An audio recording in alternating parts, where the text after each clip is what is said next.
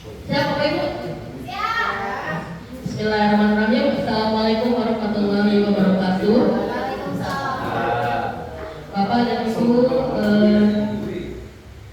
saya Dita di sini akan menyampaikan hasil BIMTEK coding yang waktu liburan kemarin. 1 minggu full, tidak liburan, tapi belajar coding. Nah, seperti tadi kata kulit, kebenaran saya mendapatkan pelatihan pertama. Bukan berarti saya lebih ahli ya. Bisa jadi yang muda-muda di sini lebih hebat lagi, lebih pintar lagi. Mantul. Nah, ini untuk pelatihan coding. Pertama, Ibu Bapak ada ini enggak? Kalau mendengar kata coding, kira-kira apa sih yang terlintas di pikirannya? Komputer. Komputer. Apalagi? Jalan ding. Itu artinya kecerdasan artifisial. Kalau di bahasa Inggrisnya yang kita sering bilang AI atau artificial intelligence. Nah, untuk apa sih coding ini masuk dalam pembelajaran di SD? Nanti yang akan saya sampaikan di sini adalah latar belakang, tujuan pelatihan, pembahasan materi, dan nanti kesimpulan. Nah ini, mengapa sih coding itu harus diajarkan di tingkat sekolah dasar? Kalau di SMP atau SMA mungkin di sana sudah ada pembelajaran TIK ya.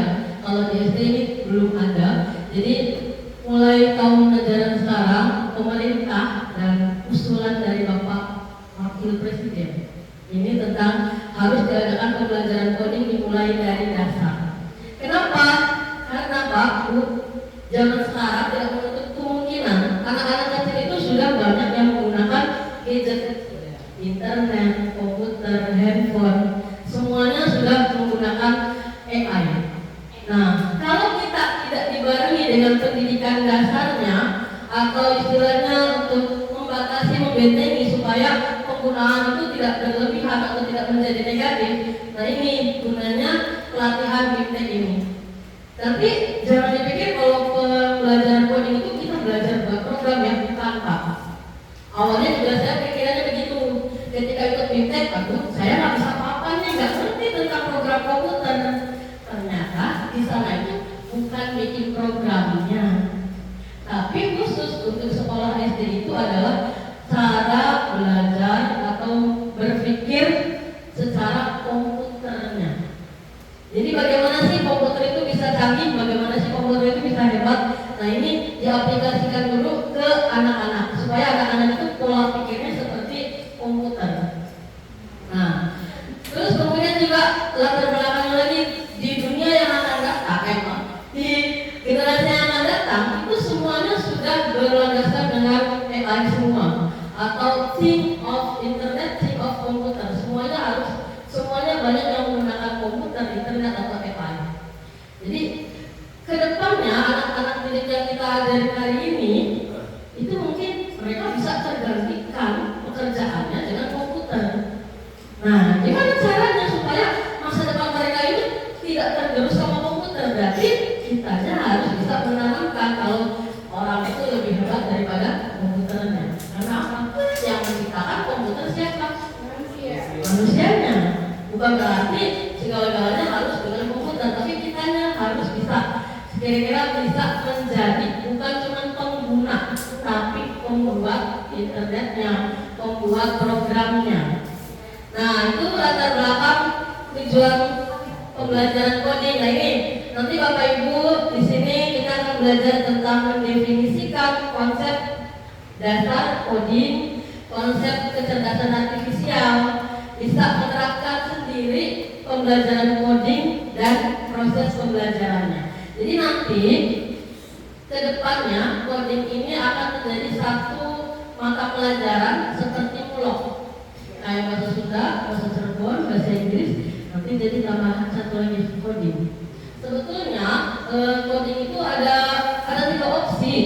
Ada 3 opsi. Yang pertama itu terintegrasi dengan mata pelajaran yang lainnya. Opsi yang kedua sebagai mata pelajaran sendiri yang tadi mulok, atau yang ketiga sebagai ekstrakurikuler di sekolah. Nah, tapi disarankan sama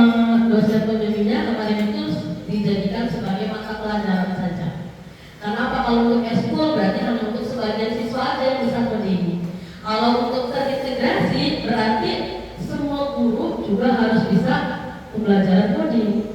Nah ini tidak menutup kemungkinan berarti Bapak Ibu di sini juga ya kalau bisa belajar bareng-bareng untuk belajar coding ini.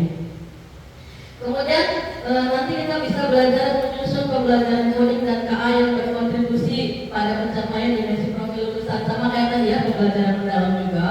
Ini juga harus berdasarkan dimensi profil lulusan. Nah tadi pembelajaran coding itu tapi ya internet of things semuanya berdasarkan dengan internet. Berarti harus benar-benar ya Bu ya, karena sudah tidak zamannya lagi nih, sekarang banyak yang tulis dalam bisa jadi anak yang nggak bisa tulis atau nulisnya acak-acakan dia komputernya pintar. Nah zaman sekarang kan semuanya tidak harus pakai tulis tangan terus, banyak yang surat menyurat juga pakainya internet atau surat elektronik. Ya generasinya sudah berbeda, jadi kita harus bisa mengikuti perubahan zaman. Seperti tadi, pola pikirnya harus grow mindset, tidak stuck begitu terus, tapi harus mengikuti zaman supaya apa? Karena tidak tergerus sama ini. Kemudian untuk apa sih pembelajaran coding di sekolah dasar? Nah tadi keterampilan abad 21 menjadikan siswa itu lebih berpikir kritis, kreatif, kolaboratif, dan literasi digital. Nah ini yang penting. Untuk apa lagi pembelajaran coding di sekolah dasar? Nah ini tadi pembelajaran coding ini bisa mengintegrasikan teknologi dengan pembelajaran mendalam. Semuanya saling keterkaitan. Kenapa? Dalam pembelajaran coding sendiri itu nanti siswa belajar supaya berpikirnya lebih apa bahasanya, lebih terkomputasional bahasa codingnya.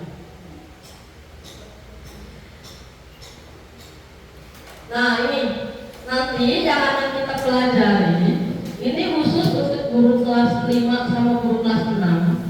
Kedepannya itu pembelajaran coding untuk kelas 5 dan kelas 6. Dalam pembelajaran coding ada 5 bahasan atau 5 elemen utama yang akan diajarkan ke siswa.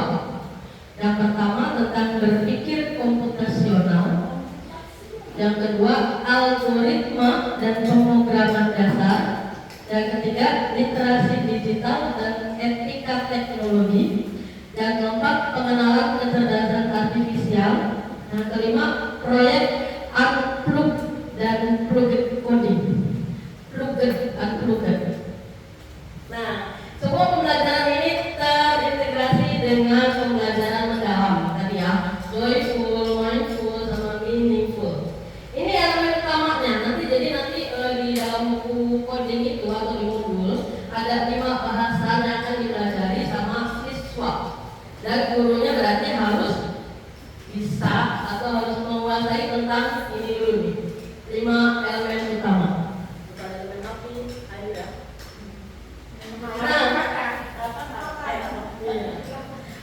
Mengenal coding dan kecerdasan artifisial. Di sini nih coding tadi. Apa sih coding itu? Coding itu intinya untuk proses memberi instruksi ke komputer menggunakan bahasa pemrograman. Jadi intinya gini Bu, yang namanya komputer itu diisinya dengan data, baik data.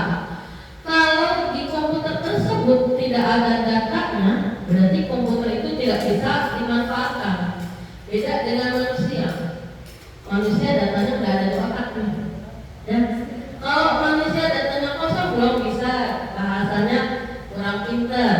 Sama di komputer juga kalau tidak ada datanya ya, tapi komputer lebih tidak bisa ngapa-ngapain.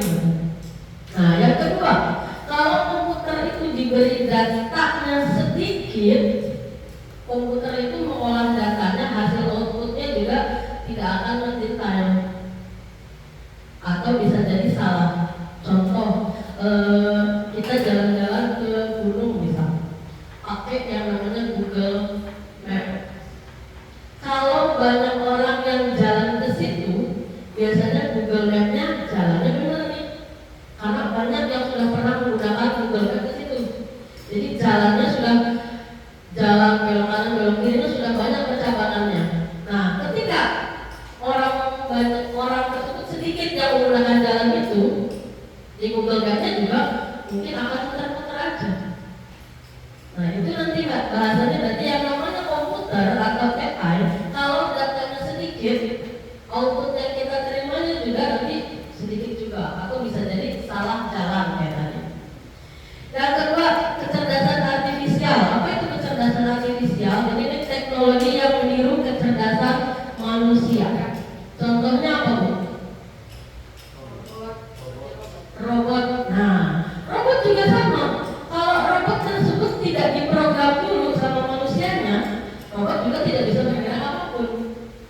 Apalagi kalau di robot itu instruksinya kita salah, pasti robot juga berbuatnya akan salah.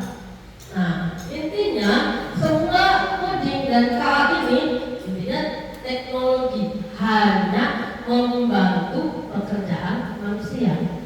Tetap yang menentukan keputusan adalah manusia sendiri.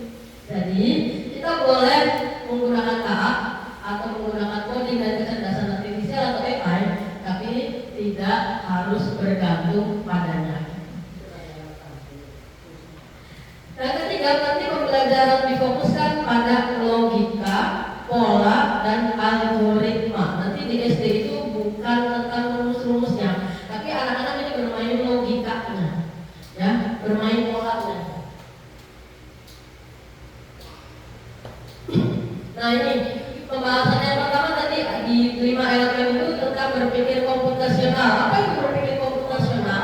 Nanti siswa ini diharapkan bisa dan mampu menyusun solusi dari masalahnya sendiri secara sistematis dan relevan, kemudian bisa untuk diproses sampai mendapatkan hasil akhir yang bagus. Ini berpikir komputasional. Intinya si siswa ini kalau mendapatkan suatu masalah, dia ini sudah bisa berpikir secara urut, mana dulu nih yang harus dikerjakan, mana dulu nih jalan pintas yang bisa diselesaikan lebih cepat. Jadi siswa ini bisa berpikir komputasional. Itu misal contohnya gini, kita dari rumah mau berangkat ke sekolah. Di situ rutenya ada 3 cabang, jalan ke A, ke B, ke C. Nah, kalau siswa yang bisa apa itu?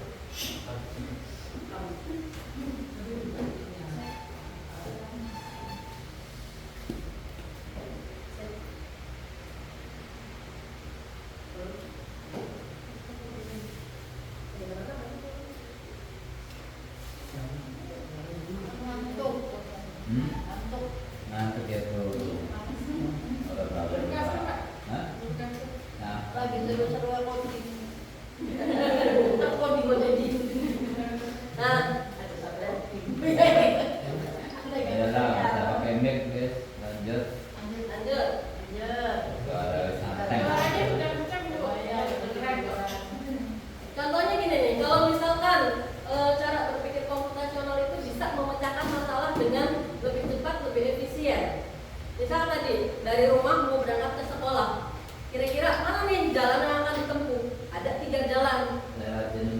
Nah, si siswa ini bisa berpikir kalau misalkan waktunya banyak, oh bolehlah kita pakai jalan yang lebih lama. Kalau waktunya tinggal sebentar lagi berangkat sekolah, berarti dia harus bisa memutuskan jalan yang lebih cepat. Nah itu sudah berpikir komputasional. Lebih cepat komputasional. Ya. Berpikir kayak komputer. Ya, begitu Bu. Itu ya. Nah, dalam berpikir komputasional ini ada 4 prinsip. Prinsip yang pertama namanya dekomposisi, pattern cognition atau pola, abstraksi, sama algoritma. Nih, anak-anak nih nanti yang belajar coding harus bisa 4 prinsip ini. Apa prinsip dekomposisi itu? Jadi prinsip dekomposisi itu kira-kira anak ini bisa memecahkan masalah yang besar, mengatasi masalah yang besar dengan baik. Barangkali Bagaimana caranya? Dengan cara Model dekomposisi. sedang mencari perangkat. Apa dekomposisi itu? Dekomposisi itu dia bisa menyelesaikan masalah yang besar, membuat masalah yang besar tersebut menjadi masalah yang lebih kecil-kecil lagi. Itu namanya dekomposisi. Ini istilahnya banyak kan, padahal sih sering digunakan di setiap kegiatan sehari-hari juga. Tapi ini pengenalan istilah ke anak-anak juga penting Bu. Jadi dekomposisi itu misalnya contohnya gini, si anak diberikan masalah. Contoh masalahnya ingin mengadakan pesta ulang tahun.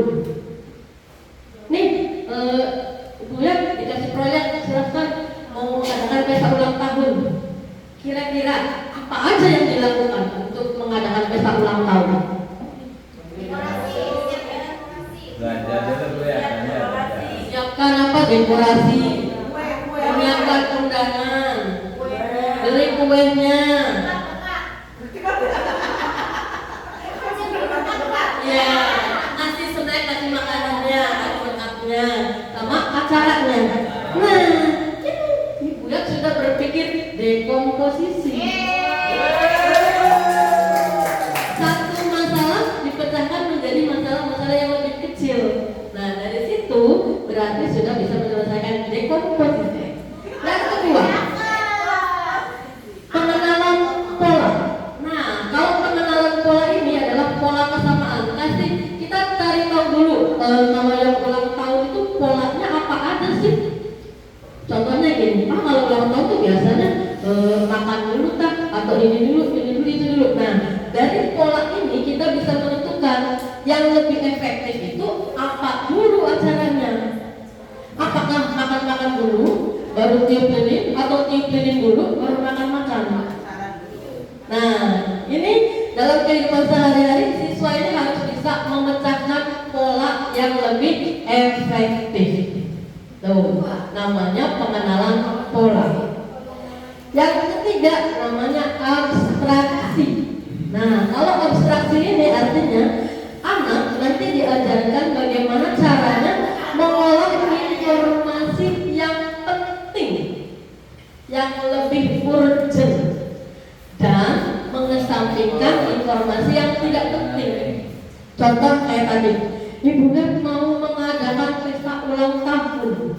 Kira-kira yang lebih penting yang harus dilakukan apa dulu? Tiup lilin dulu. Oke.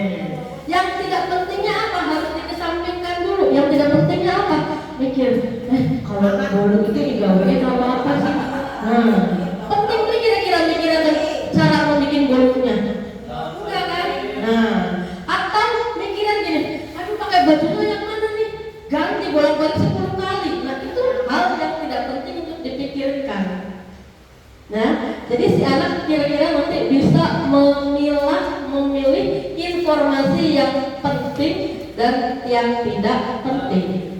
Itu namanya abstraksi.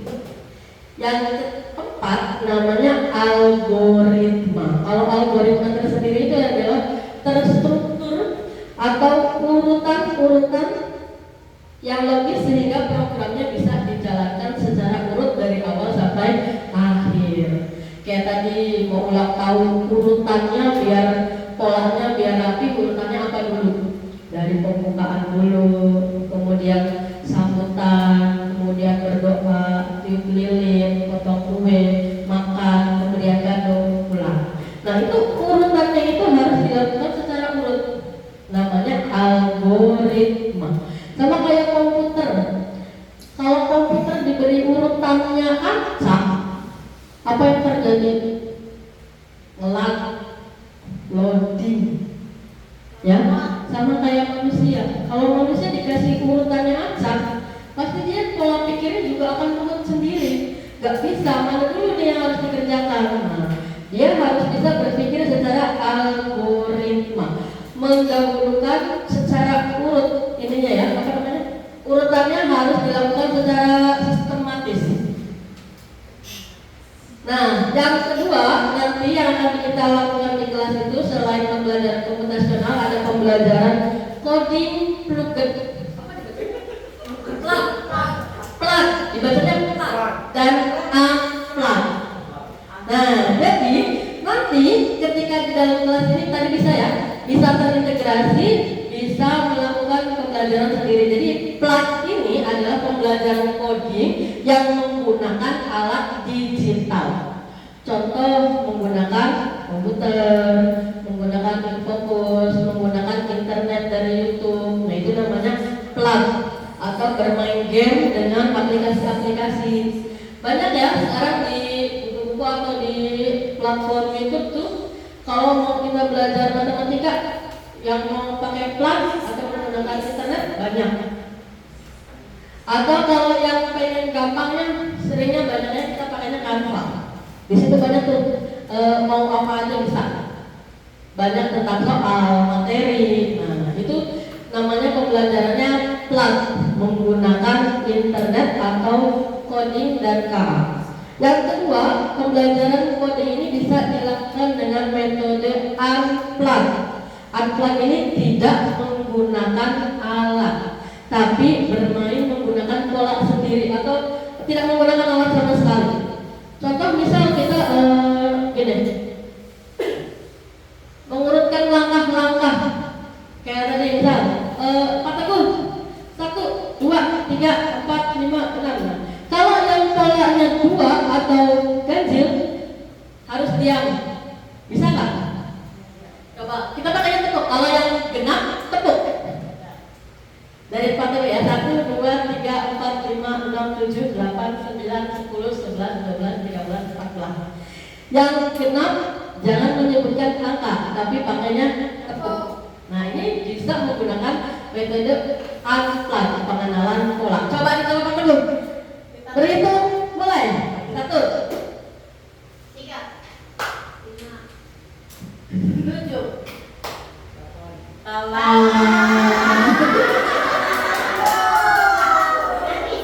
Konsentrasi. Konsentrasi dimulai. Nah, belajar robotik juga bisa dilakukan seperti itu tanpa menggunakan alat, namanya unplug. Ini bisa permainannya banyak Bu, bisa dikreasikan masing-masing ya. Nah, tanpa harus menggunakan internet. Jadi jangan sampai apa ya bahasanya, saya sih nggak bisa komputer, atau di komputernya rebutan nih internetnya, atau ini komputernya rebutan. Jangan khawatir, bisa digunakan metode unplug. Gak harus pakai plug.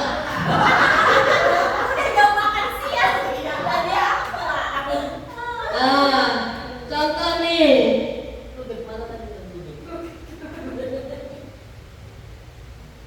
Save.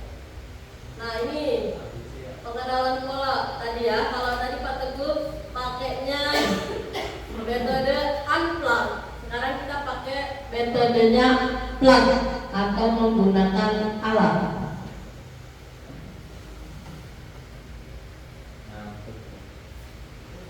Ada ngantuk pasang?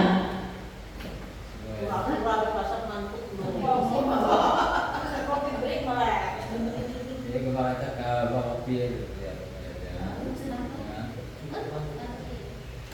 Amplak. Ayo amplak lah. Amplak. Ampek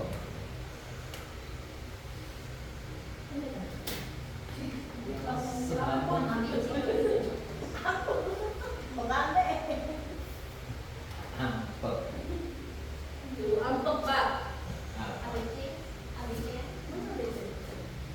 Ayo yang ada 1, 2, 3 tepuk lah. Kita diulang. Iya. Nyanyi. Ayo gede. Nyanyi yuk. Nah, nanya juga break lah, nggak ada ngantuk lah. Sedikit.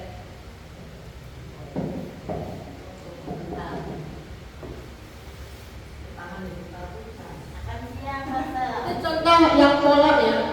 Biasa terima kasih yang gue.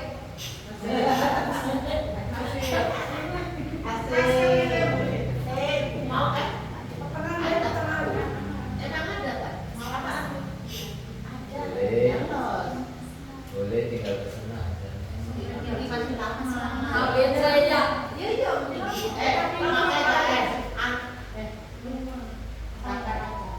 Nanti kerja dulu tidak.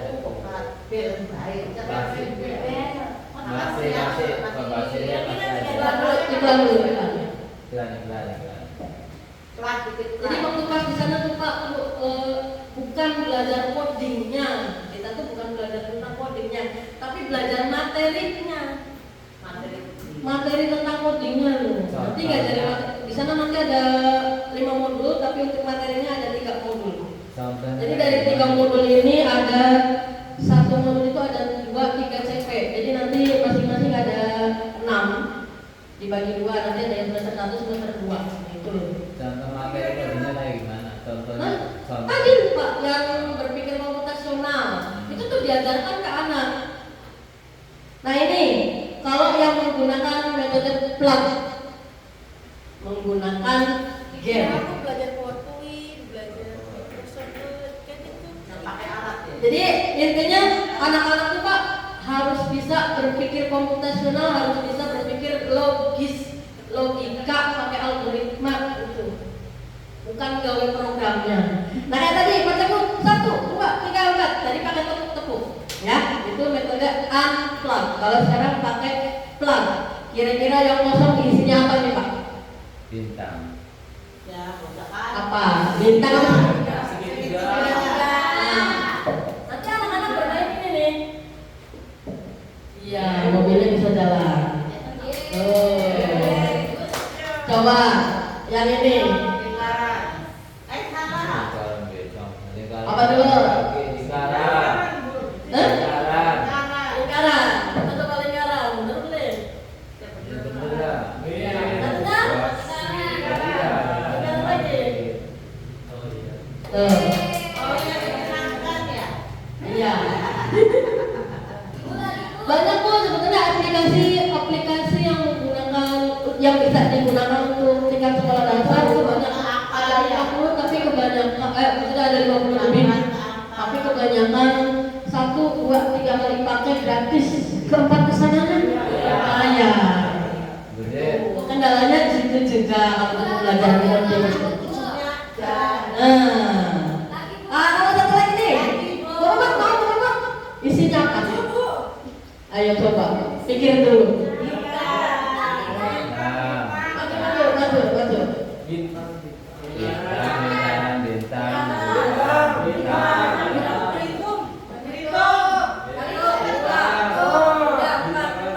Lingkaran lagi, benar.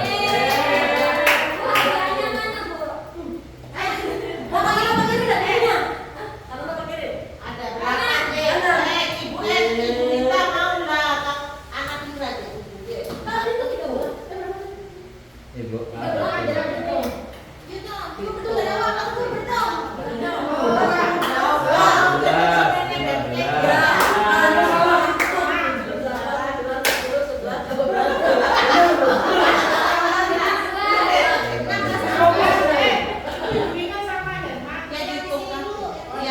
Nah ini metode plug menggunakan aplikasi. Ada lagi nih. Bentar. Stretch. Gede. Dalam Tapi anak-anak rata-rata yang kalau disuruh bermain unpad begini tidak suka. Ya, kalau begini tidak begitu senang. Tapi anak-anak kalau disajikan dengan Roblox pasti senang. Iya Pak, memang begitu Pak. Anak-anak itu lebih tertarik kalau ada medianya, Iya. apalagi pakai internet. Kemarin juga pas pembelajaran juga, ibu pinjam laptopnya, sudah pisan bisa dia Pak belajar ngomong Pak. Ya nggak apa-apa. Nah, ini nih kendalanya yang mungkin tadi kalau aplikasi-aplikasi ini memang banyak, tapi bisa dipakai itu 1, 2, 3 kali Pak. Kesananya tuh berbayar kebanyakannya. Oh, ada lagi kendalanya di situ. Kalau Roblox itu anak-anak pasti senang. Iya. Senang pisan anak-anak sih Pak.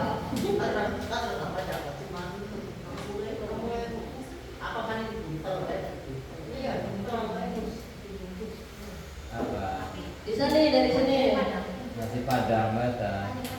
Karena melakap apa tuh?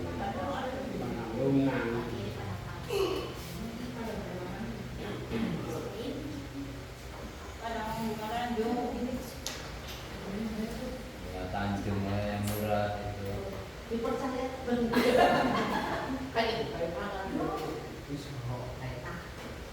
Nah, kayak gini Pak. Metode plug. Metode plug. Kalau unplug bisa nih. Contoh, lihat nggak gambarnya? Nih gambar ini nih. Ada yang ribet mau makan ini nih. Apa? Ini pakai komputer kan? Pakai komputer. Bisa menggunakan aplikasi ini. Caranya gimana? Oke. Iya. Ayo kita jalankan kira-kira yang ribetnya bisa makan ini. Arahnya kemana nih? Arahnya kemana? Kiri dulu. Kiri. Kiri berarti ini ya. Kita pasangkan dulu di sini. Klik. Kemana lagi? Kiri lagi. Oh, yang mau kita jalankan. Tuh, baru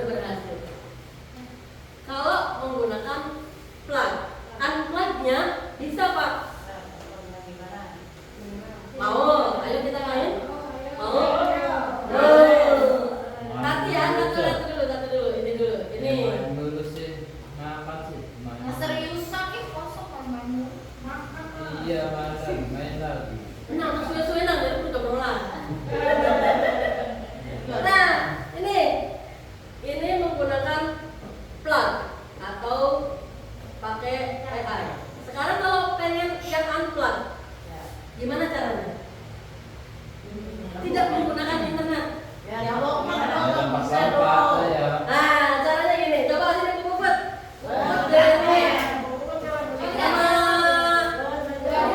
Satu jadi robotnya, satu jadi operatornya atau yang mengoperasikannya.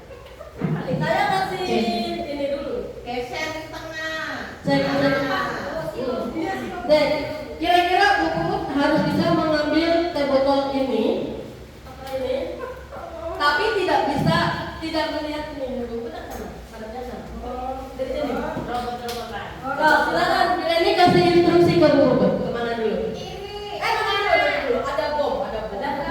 Kiri. Ada bom. Sebelah sininya. Ada bom. Kira-kira mana? Nah, silakan. Mundur 12. Kiri.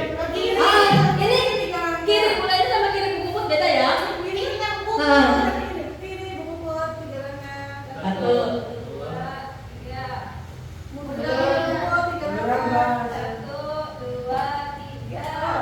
Bom. Ada bom. Belum.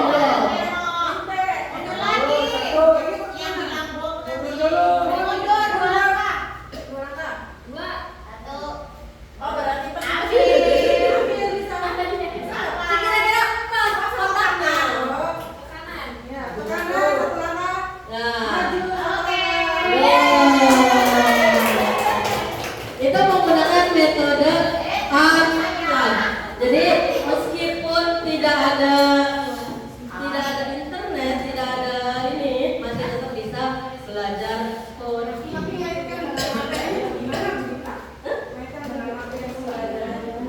Ini materinya, macam unplug, materinya ini. Nanti jadi motor lokal ya kita. Iya, materi itu tuh. Angkatnya menggunakan mata pelajaran. Jadi materinya memang gitu. Berpikir komputasional, plug unplug, kecerdasan artifisial, interaksi digital. Itu materinya yang harus kita sampaikan ke anak-anak. Nah, unplug sama unplug ini bisa digunakan untuk semua elemen bisa digunakan. Plug sama unplug bisa digunakan untuk semua elemen. Lanjut ke mana tadi? Tapi dolanan mana? Dolanan mana? Ini banyak banget ya. Nah, ini menggunakan unplug. Ini contoh coding dalam menggunakan unplug. Ini kemarin udah pernah nih. Buat kelas 1 juga bisa Bu ya. Bermain coding. Jadi sekarang dikasih gambar-gambar bisa. Contohnya gini aja nih gampang, yang paling gampang. Dikasih bulatan. 1, 2, 3, 4, 5. Ini misal dikasih warna tapi harusnya merah, hijau, biru, ungu, kuning. Warna ya, ini harusnya warna. Tapi di sini dikasih huruf. Jangan ini. Angkat dulu. Merah. Bolehlah hitam. Biru.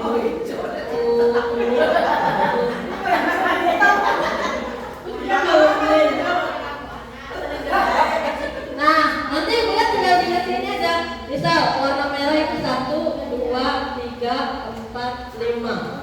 Ini merah ditambah biru, bisa M tambah B sama dengan 1 tambah 3, berarti nanti jadi warna apa? Atau di sini gak usah dikasih. Anak-anak jawab sendiri. M itu berapa? 1. B itu berapa? 3. Nanti anak kasih titik-titik, oh 5. Jadi anak-anak harus bisa menebak M-nya berapa, B-nya berapa.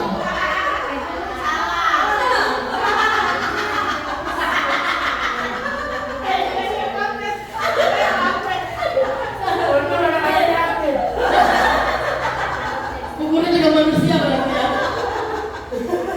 Ini metode unplug, tidak menggunakan internet atau iya. Ya harus di-print lah. Banyak kode-kode buat pembelajaran di kelas juga banyak. Gak apa-apa, sekolah siap kok.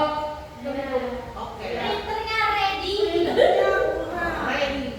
Ini contoh-contoh yang unplug ya, bisa kita mainkan sama anak-anak nanti di kelas. Nah, kali ini yang tadi bahasa yang ketiga, pemrograman dan berpikir komputasional atau alur logika. Jadi si anak ini harus bisa menggunakan logikanya. Ada 3 alur logika yang akan dipelajari nih. Sekuensial atau urutan langkah, sama kayak tadi ya, algoritma. Jadi kalau di bahasa Indonesia itu ada materi yang teks prosedural. Nah, kalau teks di bahasa Indonesia namanya teks prosedural. Jadi anak itu bisa menjalankan atau membuat instruksi penggunaan suatu barang atau cara membuat jus alkohol. Nah, ini gimana? Sama di bahasa pemrograman ini namanya alur logika atau yang pertama sekuensial, urutan langkahnya. Teks prosedural kalau di bahasa Indonesia. Nah ini kira-kira anak-anak itu bisa menjalankan instruksi secara berurutan satu demi satu sesuai dengan urutan penulisannya. Kalau di menggunakan coding atau menggunakan internet ya kira-kira anak-anak itu bisa, oh gimana sih kalau mau buka laptop harus apa dulu, dibuka dulu, tekan apa dulu, tekan tombol on off-nya dulu. Nah itu kalau yang menggunakan internet atau KA-nya. Kalau yang tidak menggunakan KA bisa dengan cara ini, contohnya membuat teh manis. Nah, sama sih sebetulnya Ibu ya kayak di itu bahasa biasa. Nah yang kedua ada alur logika. Alur logika ini kalau di yang kedua namanya pencabangan atau if else kalau bahasa Inggris itu jika maka. Jika hari ini mendung, jika hari ini hujan, maka harus bawa payung. Tapi yang namanya komputer ini banyak apa ya bahasanya? Kalau informasinya tidak detail, bisa jadi nanti jawabannya jika hari ini hujan, maka hujan-hujanan. Betul apa salah? Betul. Nah, kalau nggak hujan, nggak bisa hujan-hujanan. Jika hari ini hujan, maka jemuran. angkat jemuran. Bisa. Nah, jadi kira-kira anak ini bisa berpikir secara logika, ya. Dan yang nyambung kira-kira, yang namanya logika itu harus nyambung. Jika makanya harus nyambung. Iya. Bermain logika. Guys mulai nyata. Guys mulai nyata. Boleh. Jujur ya, pertama bicara coding saya mikirnya kita itu anak-anak akan belajar tentang teknologi komputer, Iya. Microsoft Word, Excel. Ternyata itu lebih ke pemecahan masalah dan keuangan dalam misalkan game atau nyata. Iya. Sama Luis, pikiran Luis sama kayak saya waktu pas berkali-kali tentang nyampe UM itu begitu. Aduh, orang bisa program kepemimpinan gini. Kiranya kan begitu. Ternyata setelah duduk 6 hari di sana dan begitu belajar tentang pemrograman yang belajar tentang berpikir programnya, pola pikirnya, bukan membuat programnya. Diharapkan ke depannya anak yang bisa membuat program gitu. Ke depannya, bukan saat masih SD-nya enggak. Nah ini untuk pengulangan. Kalau pengulangan sendiri di logika juga ada, aturan di komputer juga ada. Kayak tadi tuh ke kanan, ke kiri. Nah itu di logikanya juga ada. Sama kayak di kehidupan sehari-hari juga kegiatan yang dilakukan berulang-ulang kali. Nah ini tentang KA atau teknologi yang membantu komputer belajar dari pengalaman melakukan tugas tanpa perlu diperintah oleh manusia secara langsung. Ini sebetulnya kira-kira anak itu punya rasa apa ya? Kritis tadi tuh, bernalar kritis, kreatif, kolaborasi. Contohnya kayak misal di rumah bapak ibu punya penyedot debu yang otomatis, tinggal tekan on aja, jalan sendiri kan. Nah kira-kira kalau di rumah nggak punya penyedot debu otomatis, apa yang harus dilakukan? Tanpa harus diperintah, si anak ini bisa melakukan nyapu. Intinya begitu Bu, belajar tentang codingnya tuh. Anak-anaknya itu harus bisa bernalar kritis. Oh kalau ininya kotor, ya harus disapu, nggak harus nunggu perintah. Itu bedanya manusia sama komputer, sama KA. Nah itu kalau teknologi. Kalau di teknologi banyak Bu. Kalau ibu bapak mau belajar tentang ini berdasarkan data, ada YouTube merekomendasikan video atau riwayat tontonan. Contohnya gini, misal ibu bapak tuh sering buka Shopee apa namanya? Shopee, TikTok, bukan ya Shopee, TikTok lah. Biasanya yang sering muncul itu meskipun saya tidak mengetik, si Shopee itu tahu daftar yang paling atas itu apa. Ya enggak? Berarti dia tuh pengen tuh ke baju, si nomor yang paling atas baju terus. Kerennya di situ, canggihnya komputer tuh di situ karena dia sudah bisa belajar logaritmanya manusia. Contoh kayak misal yang punya iPhone kebalik. Pas buka Google, isinya wisata yang ada di Bali. Ya nggak begitu nggak? Nah itu algoritmanya, kecanggihannya KA di situ. Jadi data yang dimasukkan sudah ada nih di otaknya komputer. Kemudian karakteristik KA yang pertama tadi berdasarkan dan sesuai data. Yang kedua mengenali pola. Kalau pola ini biasanya kita sering main Facebook.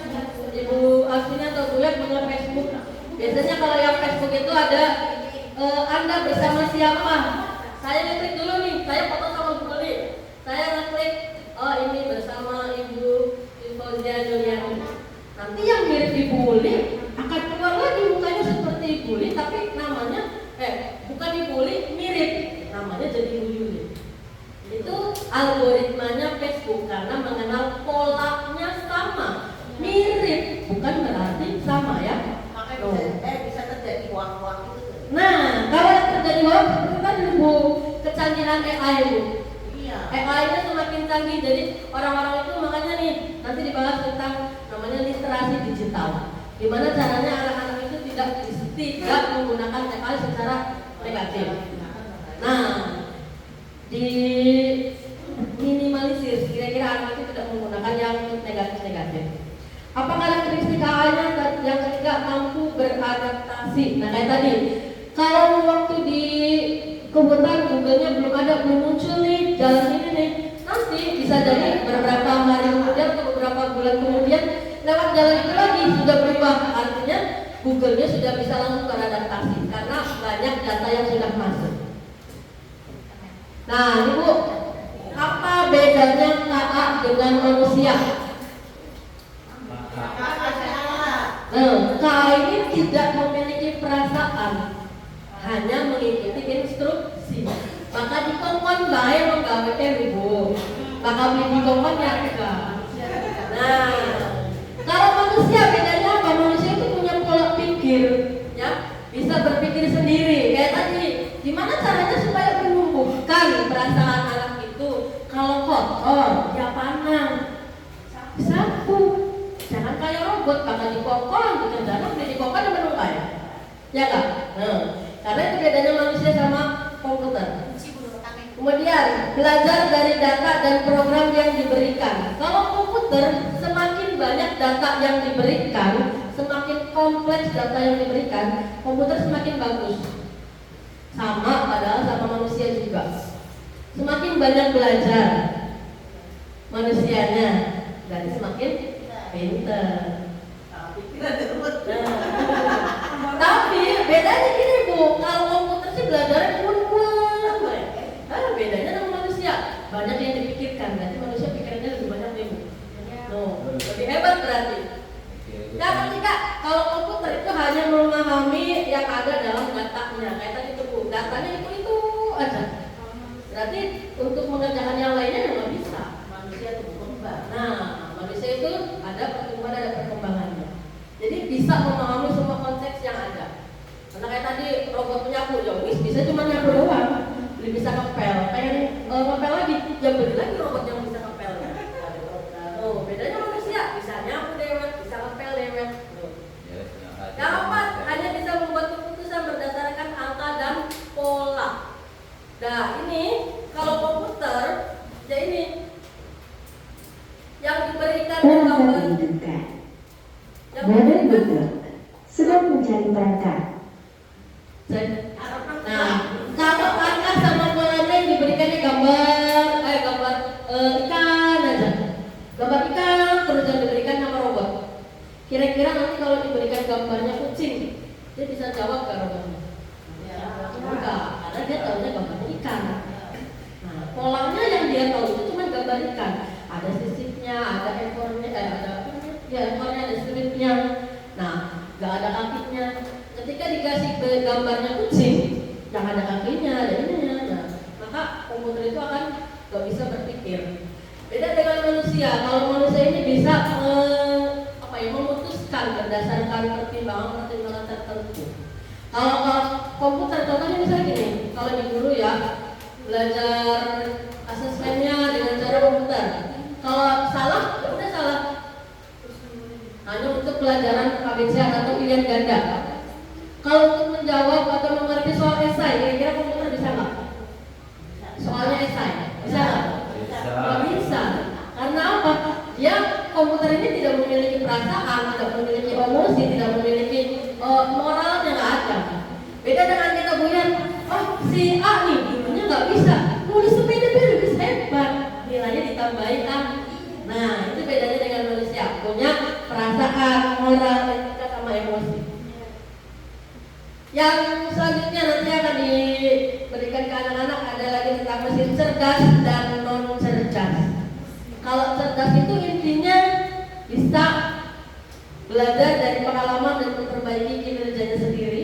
Kalau non cerdas hanya bekerja sesuai instruksi yang diprogramkan. Contohnya gini, kalau mesin cerdas tuh di rumah ibu punya kulkas yang ada gambarnya nggak? Nggak ada. Tapi punyanya kulkas yang 1 pintu, 2 pintu ya. Kulkas 1 pintu ini mesinnya tidak cerdas. Tapi beda dengan kulkas yang ada gambarnya yang tok buka sendiri ada layarnya. Itu bisa otomatis. Nah, itu namanya mesinnya sudah cerdas. Bisa mengolah yang ada di dalam itu sendiri itu. Namanya cerdas mesinnya. Dan kalau yang mesin cerdas ini sudah bisa mengambil keputusan sendiri berdasarkan data. Kalau yang non cerdas masih perlu butuh bantuan manusia untuk mengambil keputusannya. Banyak. Sudah. Ya. Break.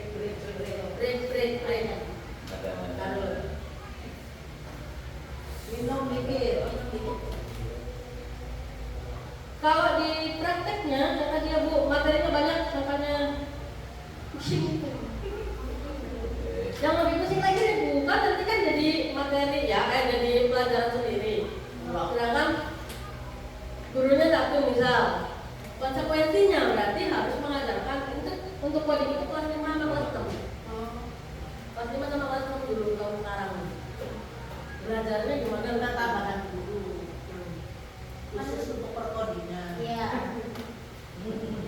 Ya, ayo. Masa terus,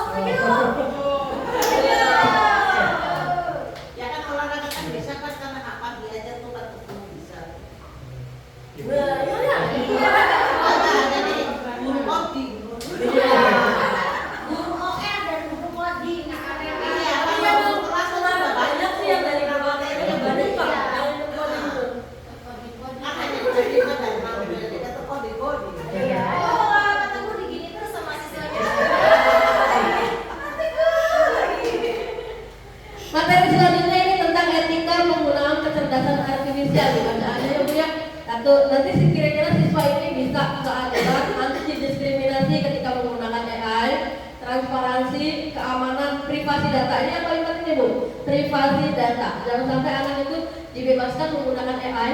Biasanya banyak tuh yang kalau di internet ada iklan-iklan tinggal klik, nggak taunya jadinya apa gitu tuh. Iklan besar.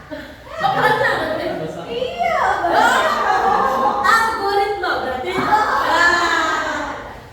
Iklan soalnya itu berarti makanya anak tuh jangan diarahkan untuk buka Facebook karena di Facebook lebih ini lagi lebih vulgar. Iklan-iklan seperti itu tuh banyak banget.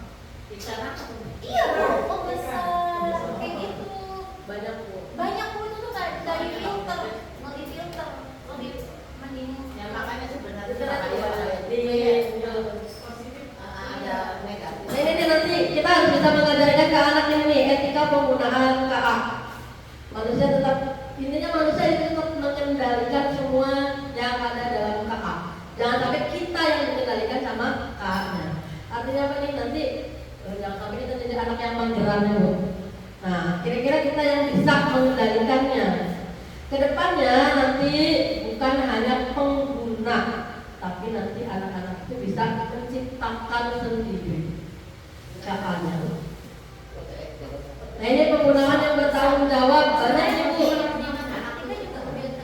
Nah ini yang sering digunakan Kak dalam kehidupan sehari-hari, Spotify. Siapa yang sering dengerin lagu?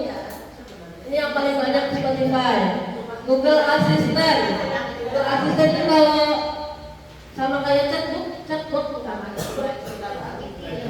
Chatbot. Oh ini. Oh Google Assistant ya. Google Assistant tuh ChatGPT, Gemini, Cici sekarang Perplexity. cici anak-anak lebih ini cici sekarang. Nah ini tapi ini Bu, meskipun menggunakan ChatGPT tetap harus dikonfirmasi informasinya. Bisa jadi karena saking banyaknya yang memberikan informasi tidak benar, ChatGPT-nya ngasih informasinya tidak benar lagi. Makanya tetap harus dikonfirmasi betul atau tidak informasi tersebut itu. Kalau Google Lens itu mengenali gambar. Nah yang tadi ya, kira-kira nanti kita ini ke depannya bukan hanya pengguna atau pasif, cuma bisa menggunakannya saja. Tapi kira-kira nanti ke depannya bisa menjadi pengguna aktif atau pengembangnya. Nah ini kalau pengguna pasif, banyakannya kita masih pasif ya, pakai Google Translate, pakai ChatGPT tadi, pakai Face Unlock. Nah kalau untuk pengembang aktif, mereka ini bisa melatih semua. Jadi AI-nya digunakan, pemrogramannya digunakan ketika membuat chatbot itu. Kalau misal di toko ya, ada nggak? Ping, selamat pagi. Ya kami dengan Laura Ros. Ya, Itu namanya chatbot. Arahnya apa? Chatbot. Ya kalau buka pintu tuh ya. udah diatur. Itu udah ada aturannya. Tuh. Itu namanya pengembangnya aktif, sudah bisa menggunakan secara aktif. Nah ini nanti juga ini harus diajarkan ke anak-anak nih, gunakan dengan etika dan tanggung jawab literasi digitalnya. Jujur, transparan, adil, jaga privasi. Nah ya, ini sih nanti prinsip-prinsip dasar pedagogi. Oh ya.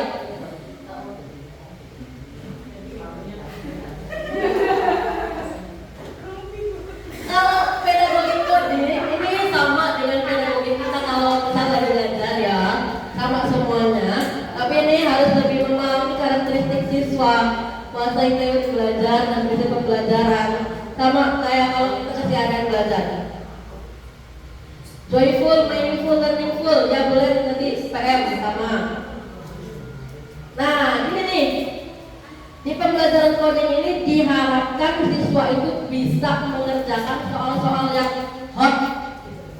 Hot itu apa sih? High order thinking skill.